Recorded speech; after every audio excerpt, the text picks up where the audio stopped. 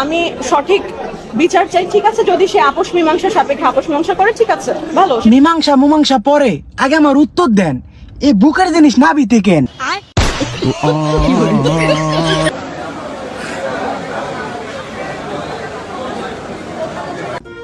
সানাই, তোমার বুদ্ধিটা কিন্তু ঠিক আছে। সবাই টি টেবিল বাসায় রেখে আসে, আর তুমি তো বুকটারে টি টেবিল বানায় ফেলছো। অনাহাসে এই কাগজগুলো রাখতে পারতেছো। ভাই, তুমি যেটা কইছো সেটা তো বুঝলাম। আমি তো প্রথম মনে করছি যে জমজ বাচ্চা হবে, তাই প্রেসক্রিপশন নিয়ে হসপিটালে দাঁড়িয়ে আছে।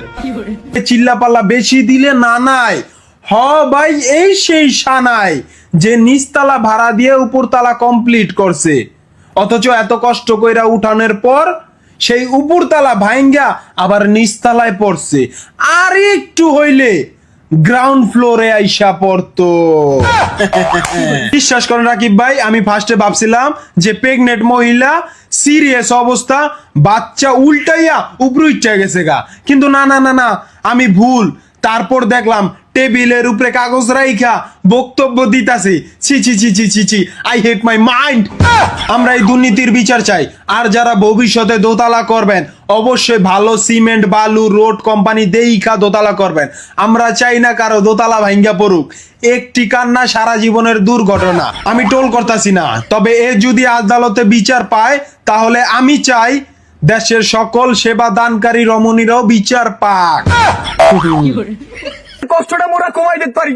মগনান যারা সিঙ্গেল আছে তাকে একদিন আপনার ওই মনটার মধ্যে প্লিজ অনুরোধ করি, একদিন ওই আপনার ওই মনটার মধ্যে একবার খালি একটু সময়টা দিয়ে, খালি আপনার দুঃখ কষ্ট সব এই সিঙ্গেলরা ভুলেই দেবে 100% গ্যারান্টি। দাদা, তোরা আমার কষ্টটা বুঝলি যে স্বামীর আমি প্রতিদিন রাত 24 ঘন্টা আমার এত বড় মনটার মধ্যে ঢুকাই আমি এত আদর করি, এই স্বামীটারে আমি রাখতে পারলাম না। ওই গোলামের বই আমার দুঃখটা বুঝলে না। আর এই সানাই মাহবুবের স্বামী যে আসো, এই হালার বালারে একটা কথা কইতে চাই, মগো আফার এতটুকু মন যদি ভেঙে যায় তাহলে দায় দিবে কিনা? তোর আব্বাই আমার বালা এই বাতিয়া তুই দেখর আফারের লগে রাখবে না, বুঝো? বুঝে না, মাথারি বুঝদারে নাই। একটু ভালো মতো বুঝাই দে, একটু ভালো মতো বুঝাই দে। আর মিস্টেক হয়ে গেছে, মোরা বুঝবো না আফা, আপনি একটা কামারেন।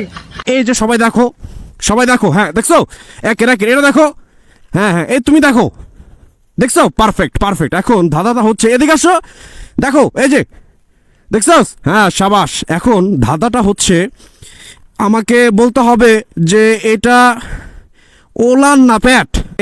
সবাই এদিকে, প্রজেক্ট আছে, প্রজেক্ট রেডি। এদিকে, এই কাম হিয়ার, ফলো মি, চিপে আসো, গ্যাপে আসো, এদিকে তোরা আইতাছস, এই তো সাবাস, আসো। হ্যাঁ, ফালবার তিরিং বিরিং, এই তো। আর কই, এই বেটা এদিকে সবাই। এই তো, এখন বিষয় হচ্ছে আজকের প্রজেক্ট যেটা, এই যে দিস ওয়ান ওভার হিয়ার, এই যে। তো আমি শুরুতে একটা কথা বলতে চাই, সেটা হচ্ছে মানুষের পাপ, কিছু মানুষের পাপ এত এক্সট্রিম লেভেলের ওভারলোড হয়ে যায় যখন সে শত চেষ্টা করে হইলেও তার পাপ সে ঢাকতে পারে না, সম্ভব হয় না। যেমন এই বেডি কখনো কোনোভাবে কোনো কিছু পইরা ডাকতে পারবে না, ইটস ওন্ট বি পসিবল, বুঝতে পারছি? আচ্ছা, তোমরা কি খিদা লাগছে না? খারাও, তুমগোই তো দিমু, তোমরাই তো খাইবা, কিন্তু তার আগে কাশ আসছে, কাশটা ফালায়নি। দাঁড়ান, কোর্টের একটা নিয়ম আছে, যেখানে সেখানে কপ থুতু ফালাইতে পারবেন না। কপ থুতু ফালাইবেন শুধুমাত্র ডাস্টবিনে। ঠিক আছে ইওর অনার। এইটা আপনি কই থুতু ফালাইলেন? ক্যান্সার সাবাকি গো মুখে। কিন্তু কেন? আপনি না কইলেন কাশ তো ডাস্টবিনে ফলাইতে। তাইলে ঠিক আছে। ইওর অনার, আমরা এখানে সবাই জানি এই নিকৃষ্ট শাহবাগীদের গায়ের গন্ধে একজন নিরীহ ক্যামেরাম্যান মারা গেছে, তাই এই শাহবাগীদের সংগঠন আজই বন্ধ করে দেওয়া হোক এবং এই শাহবাগীদের যথাযথ বিচারের ব্যবস্থা করা হোক।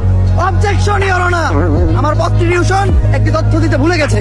এই কি এর প্রস্টিটিউশন? প্রসিকিউটর ওই যাই হোক, আমার প্রসিকিউটর একটি তথ্য দিতে ভুলে গেছে। মেডিকেল রিপোর্ট অনুসারে শাহবাগীদের গায়ের ঘামে এক ধরনের ভাইরাস পাওয়া যায়, আর সেই ভাইরাসটির নাম হচ্ছে শাহবাগিরোনা, যেটি করোনা ভাইরাসের থেকেও বেশি ভয়ঙ্কর। এই ভাইরাস বাতাসের মাধ্যমে ছড়ায়, মানুষের দেহে ঢুকে কলিজা, ফ্যাপসা, ফুসফুস পচায়, আর যার দেহে এই শাহবাগিরোনা ভাইরাস একবার ঢুকে সে বমি করতে করতে মারা যায়।